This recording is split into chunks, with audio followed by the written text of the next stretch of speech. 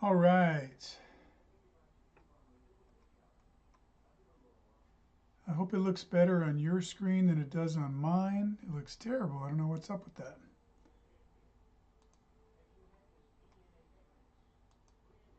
Okay, that looks all right.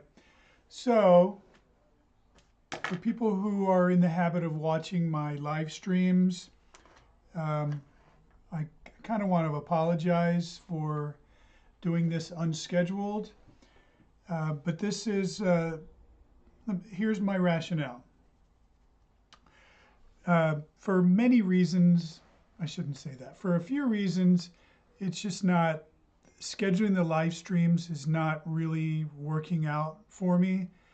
But I want to keep doing them uh, because so many people are jumping on after the fact. And when I ask them why, it's because they like asking questions and get answers to them, but they also like to see the critiques or the analysis of other hurdlers. It makes them learn things. So what I decided to do, rather than drop the live streams altogether, I just thought I'm just going to do them when it works for me, and I'm just going to field any questions throughout the week or whenever I get them, and answer those questions on the live stream, whether I get any that come to me live while I'm doing it or not. And I'll just go over video reviews of things that I get leading up to that. I do have a feeling that I'm going to start doing these more than once a week, only because based on last year, I started getting a whole lot of videos sent to me during the season, and most states are starting up their races in the next few weeks, so I'll probably do more than one.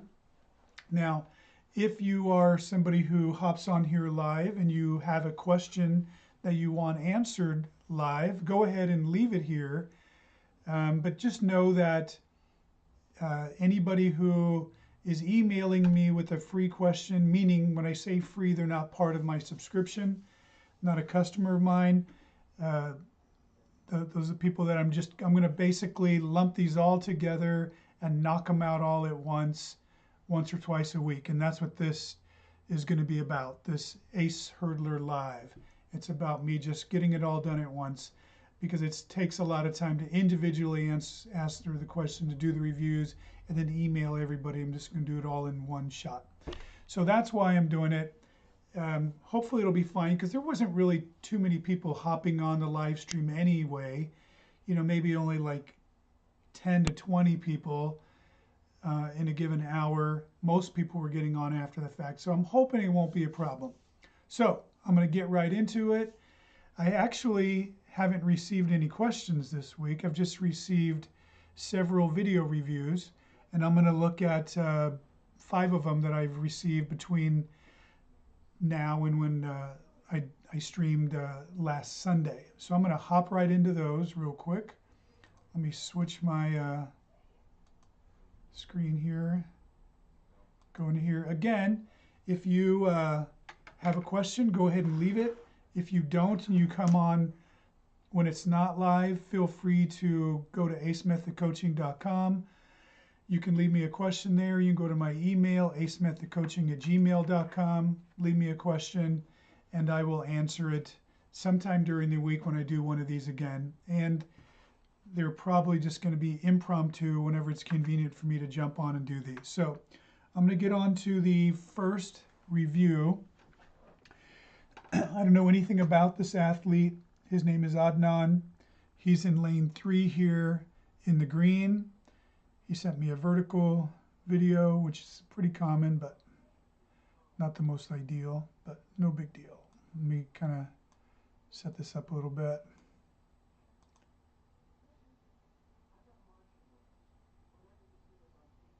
Okay. So this is going to be a little bit tough to review because I don't have a good angle on anything, but let me slow it down. I'm actually really going in blind on these. I haven't seen them. Okay, so let me back up and look at your start.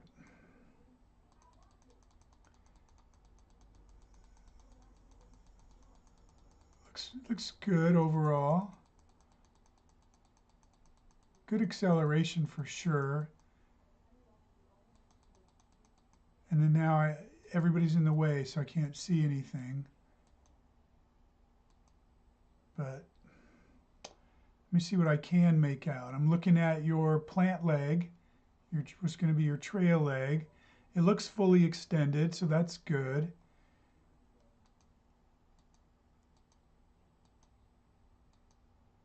Let me see here.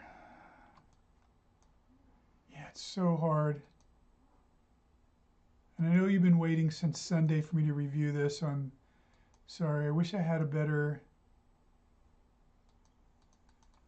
video. Let me see here. Actually looks pretty good. Wow, it's hard to tell what the heck's going on.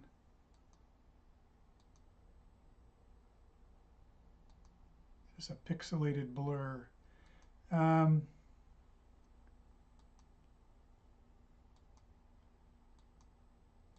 Okay. Okay, here's what I can seem to tell. It looks like your trail leg is a little bit delayed in pulling through, like by a fraction of a second. I could be wrong, but it's like, again, it's hard to tell for sure. Like this here where it's level is supposed to happen when it's right over the bar, and you're on the other side of the bar, which tells me that, again, it came through a little bit late.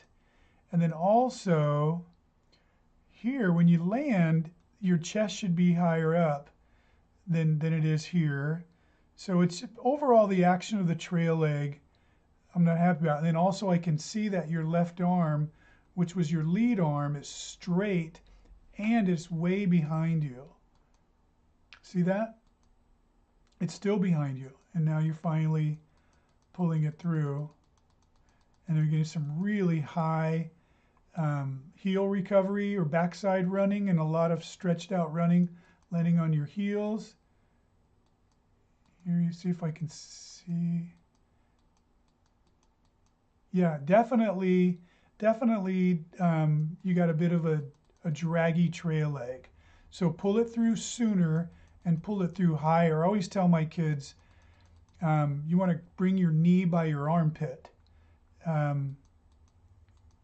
mean, obviously that's not going to happen, but it kind of gives them a visual cue that they want to get their knee high. And also at this point, when you start to pull it through, another cue is people say you want the bottom of your shoe to look at the top of the hurdle, stuff like that. And yours just sort of, look at that, it just sort of flopped over and did that. So my suggestion to you is work on your trail leg. You know, I mean, my process is start at the basic, you know, so I would start with like a wall drill, make sure you know how to do it properly, just standing in place, and then add on to it. So you're incrementally making it more of a complicated movement. So you do a wall drill, then with only your leg, then a wall drill. Well, actually, wall drill would only ever be with your leg. And then you do it standing and then walking, and then you add a hurdle, walking over it with no arms, just arms at your side. And then when you get good at that, then you can add your arms. You can increase the, what's the word I'm looking for? Just make it a more complicated movement, and then see if you can do it skipping, and then do it jogging, and then do it running, but running slow, then gradually faster and faster. That's what I would do, is work on that trail leg. If you need any more help, you don't really seem like a candidate for Hurdling 101. You seem a little bit too advanced for that. But if you want me to help you out, you should check into my subscription so we can do this more often. Let me jump to the next person. His name is Colton. Colton, I'm going to go with this one first. Colton is telling me he's four-stepping, having a hard time getting beyond that.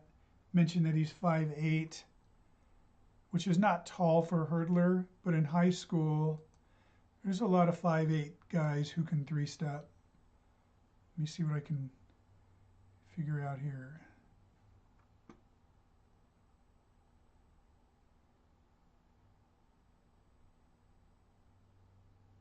Okay, so I'm gonna pull this up here. Okay, this is Colton right here. Four-stepping really low.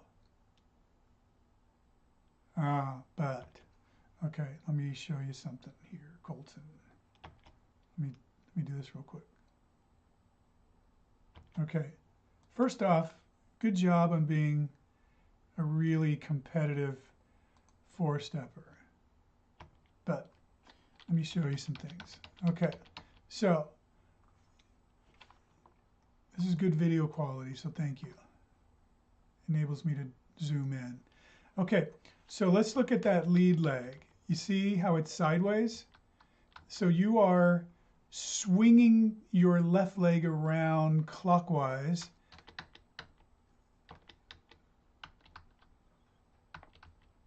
So right there, this is your lower leg. This is your shin. I shouldn't see it like that. It should be up and down. So you are swinging it around from the left. A couple of reasons. One is could be because you're too close to the hurdle, which is actually good news, because if you're too close to the hurdle four-stepping, then you have a good chance that you need to three-step, which is what you're struggling with. Let's see what happens there. But anyway, the issue with that is now you've created this circular momentum, and then you have to overcome that with your upper body. Oh, something didn't look right there. So that's a problem. Your arms, see this arm is straight back. You don't want to keep that bent.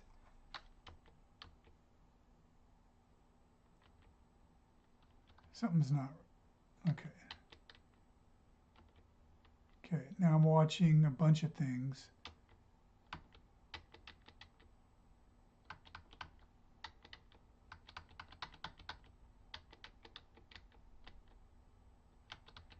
Okay.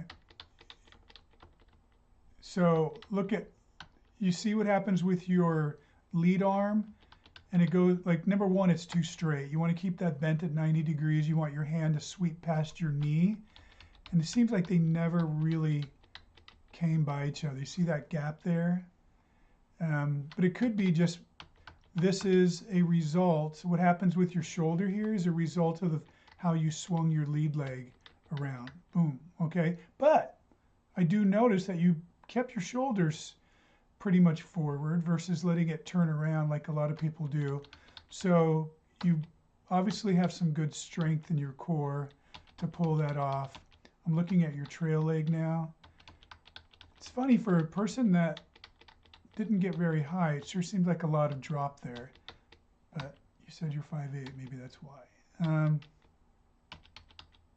Okay, I'm looking at your trail leg. Came down. It didn't seem super powerful. Something just looks funny here in that your legs. Oh, yeah, okay, I see what's happening here. Again, because obviously I don't have a good camera angle here. But you're just getting some low heel recovery because you're four-stepping. So that there's an advantage there. And so here's something for anybody who's watching to understand is a disadvantage of four-stepping is you're taking an extra step. That's 10 extra steps because you got 10 hurdles.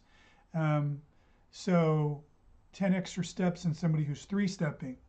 So theoretically that's slower. But if you were to be doing three-stepping really slowly with a high heel recovery, sometimes four-stepping is going to be better. Okay? There's pros and cons each way.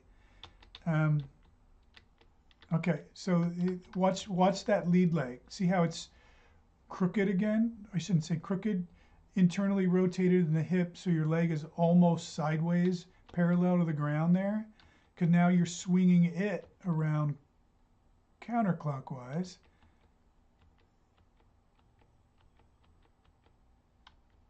Okay, so at this point, when a person steps right here off the end of a high hurdle, the knee should be higher, like up by your chest. It's going to help bring your lead leg down. It's going to be more powerful. And then, oh, let's see what's happening there. You got the shoulder Same thing. So both lead legs, you're equally good, but you have equal issues going on with both, in that your lead arm just goes way behind you. And I'm not, so sometimes that's when people over rotating their lead leg. Sometimes it's because they drop from too high of a height, which I don't think that's you. I think that it's a result of how you are swinging your lead leg around. So now I've discovered there's 3 reasons why some people pull their lead arm back behind them so much. I think I just learned something today.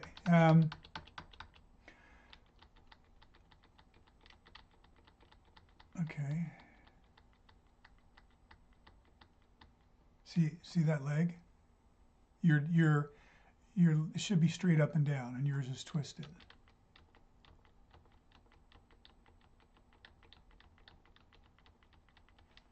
See if I can unzoom here. There we go.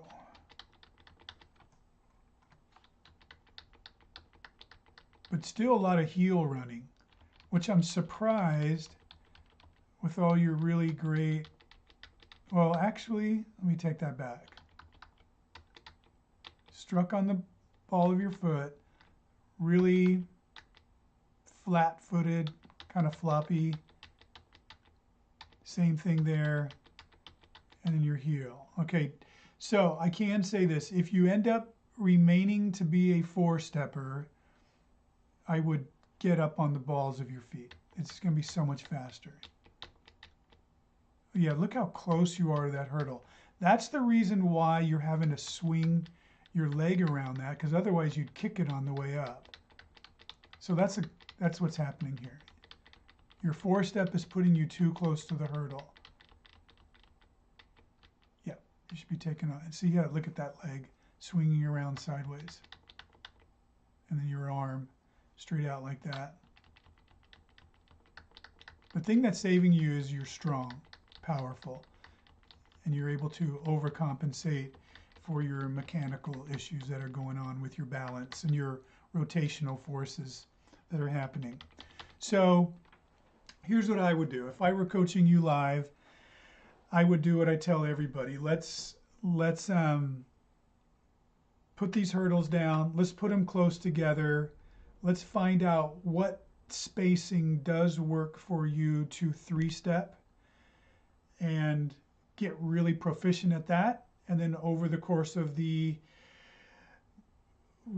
minutes, hours, days, weeks, whatever, you're gradually spreading the hurdles out until you can get, close to race spacing, and then try it in a meet. In the meantime, keep racing your 4-stepping, but practice your 3-stepping at the first part of your hurdle session, and then do it for a few repetitions, and then practice your 4-stepping and call it a day, and you keep repeating that 3 or so times a week until you finally, the day comes that you can 3-step. Because I think you got it. The fact that you're too close to those hurdles tells me that. Okay. All right. Julian. Julian has got, let me see here. Oh no. Darn. For some reason, I don't know why it didn't work. Okay, Julian, sorry if you're on this, but I'm going to have to do you at another time. Your videos don't want to open. I'll have to convert them, and I don't want to do it live. Okay, so I'm going to go into Justin. Oh, darn. Okay, so again, for people who every now and then videos get sent to me, and when I put them in here, they're sideways. So I have to take them into an editing software, turn them around and put it back in here. And I wasn't prepped for that. So he had one race video, and then there's this one. This was the better one anyway, so it's not too bad. So Justin. Okay, let me see what we got here. Slow motion.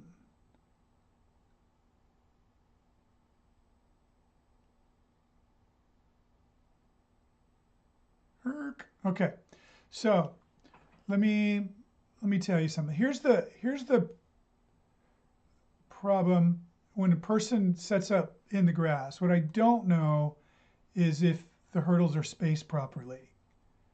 Actually, well, so 5, 10. You know what? I don't have the distance memorized. 10, 11, 12, 13. So is it 13 yards? I don't remember. But anyway, so I'm going to go under this assumption that you have properly spaced out the hurdles in the grass. But the other thing about the grass is it's not the same as a track. So it's very soft and it's absorbing a lot of your impact.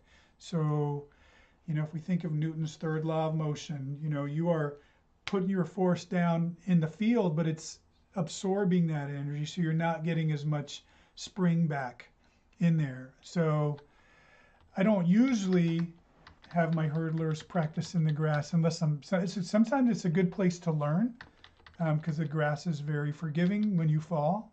But the problem is this. Okay, so let me see what I see. So this doesn't look like full speed running.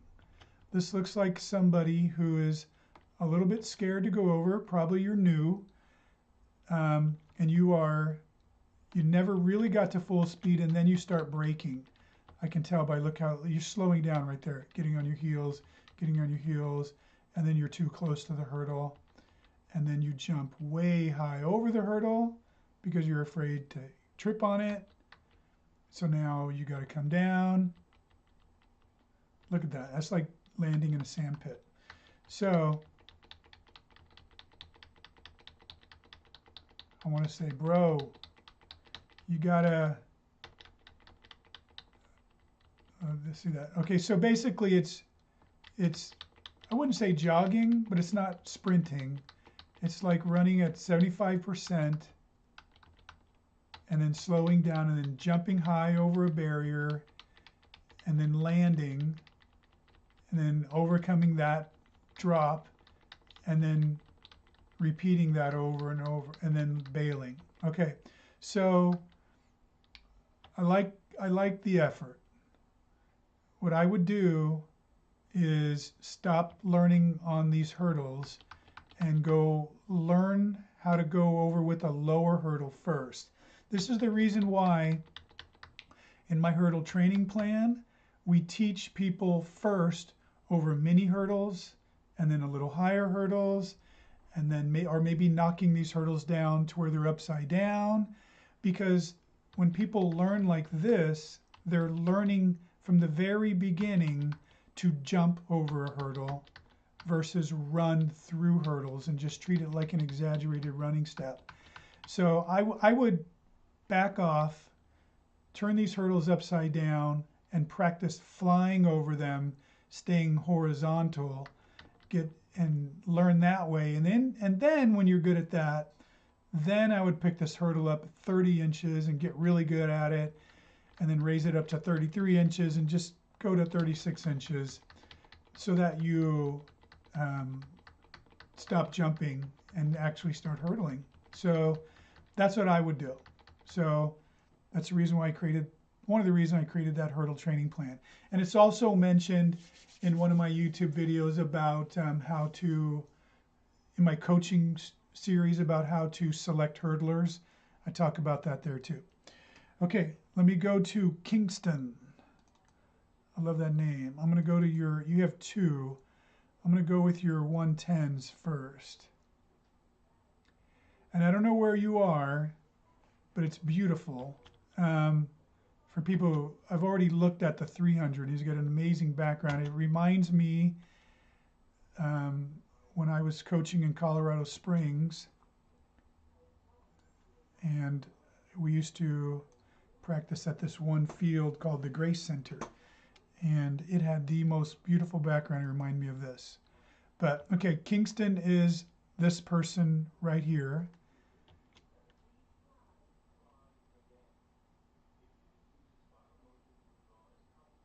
Okay, so let me back up a little bit. Well, let me watch you first.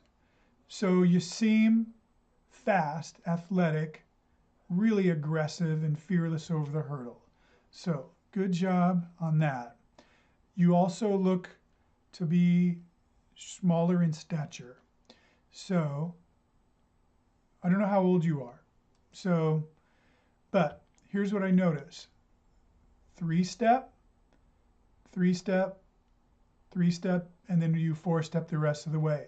So not uncommon at all for young hurdlers. Because I know your goal is to eventually 3-step the whole thing. But what's happening is, for whatever reason I haven't uncovered yet, you're starting to gradually lose speed versus gaining speed. And then it makes it harder and harder to reach the next hurdle. So eventually you have to go down to 4-stepping. So I get it. And that's going to happen until you become either taller or longer legged, faster, or more efficient over the hurdle, so that you cannot lose speed over the hurdles and you can just maintain it all the way through. What I tell people in your case, where you're in this transition of, between 3 and 4 steps, which, by the way, if I haven't said it, you look really good. So I don't want to jump into criticism right away, but actually I'm not criticizing you. I'm just telling you what I would do. So what I would do is, because obviously right here I could see that you really reached, and you barely made that one, right? So you probably said, okay, I'm going to 3-step as long as I can, and then once it becomes really hard, I'm going to 4-step. I'm just getting in your head, because I've told that to athletes too. And then now you say, okay, now I got to switch to, oh wait, hold up, one of these. You know what I'm talking about. So 1, 2, 3, 1, 2, 3, 1, 2, 3, 1, 2, 3, 4. Okay, so you threw in a quick leg. What I would do in your case, because you're very capable as a both 3 and 4-stepper. So your goal, so you like leading with your left. So, and then here you throw in your extra one to go right. I would do another 4-step to get back to the left, but by now you're close to the hurdles again. And then try to finish off with 3-stepping again, since you've made up the distance, the gap the deficit that you had created, and see if you could finish the race 3-stepping, right? So that way you're only 4-stepping 2 hurdles versus 6 hurdles. Something to work on, okay? And then when you get good at that, eventually, hopefully, you're able to 3-step the whole thing and go from there. So there's some advice for you, but let me go back to see what I can see here.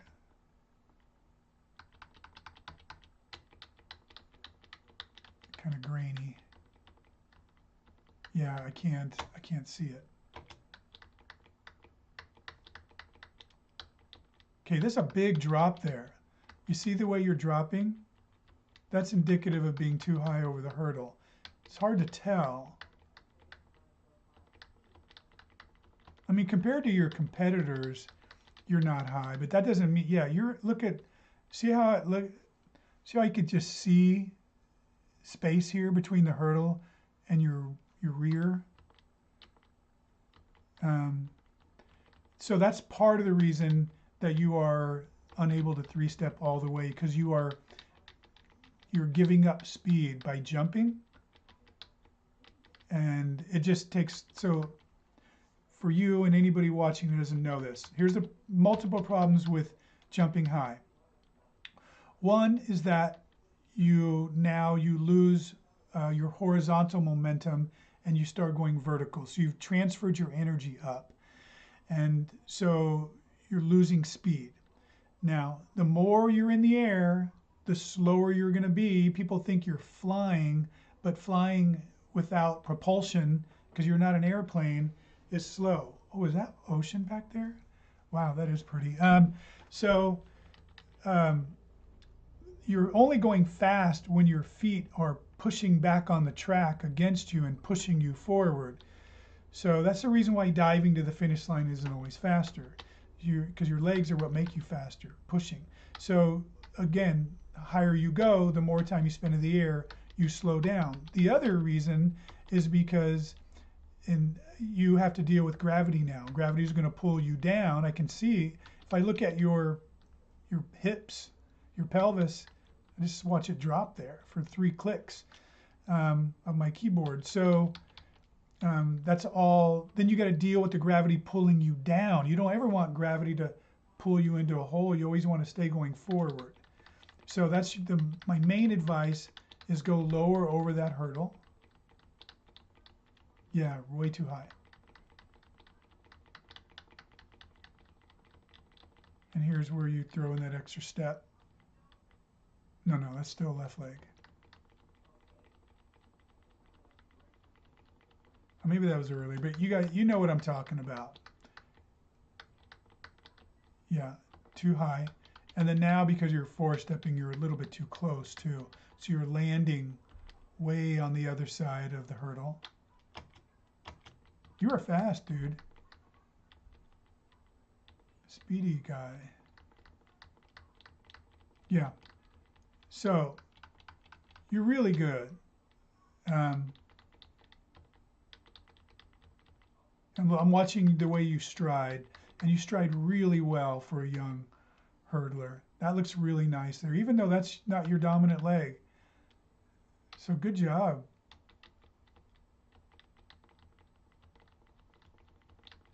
Yeah, so anyway, hopefully I threw in a bunch of advice there about strategies on stepping, but know that your main thing that's losing the speed is your height over the hurdle. Okay, I'm going to now look at your 300 because you're my only 300 video of the lot. So it'll be good to watch one. I think that's you right here.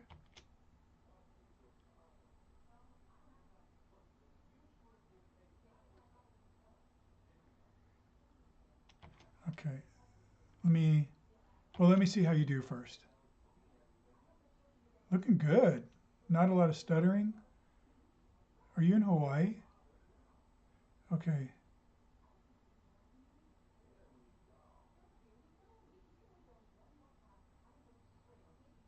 One of my former athletes is now coaching in Hawaii.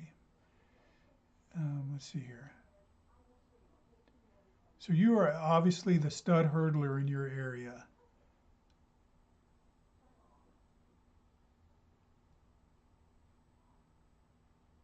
Okay, terrific. I don't know what to add because you look really good and you don't stutter at any hurdle. And when you do this hurdle, this race, it's okay to have a long backside heel recovery. That's good.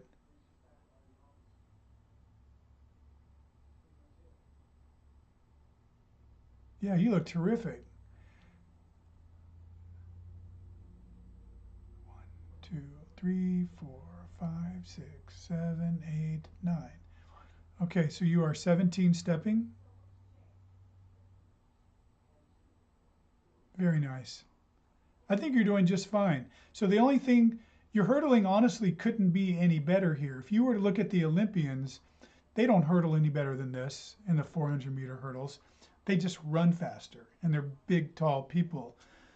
So to get better here, your hurdling is fine. You just need to increase your speed endurance. So hopefully your training is good for that, and you're doing work to do that, so that as the season goes on, you can just run this full speed rather than what looked like, 70% speed here, because I've seen you sprint and you're really fast. So anyway, hope that helps. If you have any questions, let me know.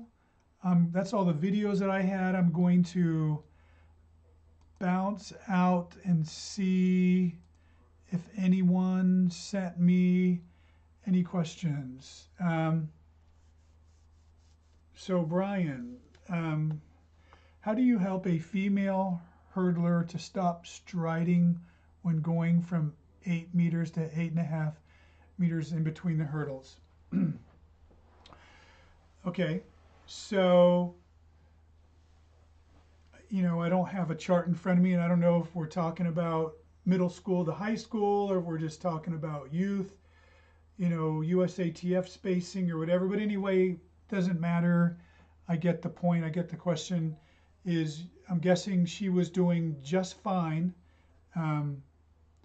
when she was at 8 meters, but now that she's at 8.5 meters, so that's a 1.5 feet farther. That's a lot when you're young, and you're saying she's struggling with that. So how do you do that? So, okay. Basically, what I would do, I don't know if you've seen my videos, but I rarely, if ever, have my hurdlers practice with full spacing and full height, because almost no one can do it in practice. So I recommend you practicing at a spacing and height where you can have good practices. And good practices lead to good racing. So, and you get really efficient and try to get faster and faster, because the faster you go, your stride will naturally extend, but properly with your feet underneath you, versus slow reaching out in front of you, landing on your heels and reinforcing bad behavior or bad mechanics, and then racing that same way. So move them in, put them low, get good at that. And when you're really good at that, then spread them out about 6 inches until you get good at that. Spread them out about 6 inches until you get good at that. And that's the way I do it. And if you ever heard, again, I do have a video coming out soon. I keep saying this. I just have so many other things that have popped up that have prevented me from publishing this video yet. That's going to talk a lot about this. But if you see my coaching series video about coaching the 100 and 110 meter hurdles, I probably get into this a bit. But just do it systematically like that. And I think that is going to make the difference. Sometimes you just have to wait for their speed and their efficiency to get there before they can do it. And you just have to be patient. It's sometimes quick, sometimes not. Oh, but you know what? I lost my train of thought. What I wanted to say is this. Usually, if I can get my hurdlers in practice to be within about 12 inches of the actual race spacing, and they can just shorten their spacing by that much, and they'd look really good in practice at that. But when I try to go farther, they can't do it. I'm not too worried. In a meet, they can do it. In a meet, they're fresh. They've got their adrenaline flowing, and they can run a lot faster than they can at practice. It's just psychological, but also you don't have all the fatigue from the different things you're having to do at practice, and it works. So hopefully that helped. And that's it. I don't have any other questions, and I don't have any other hurdle videos to review. So if throughout the week, if you want to send both to me, as I said, at worst, I'll do this again sometime next week. But I might even do it sooner if I start getting a lot of videos like I anticipate. And that's it. So I'm signing off. Have a good day.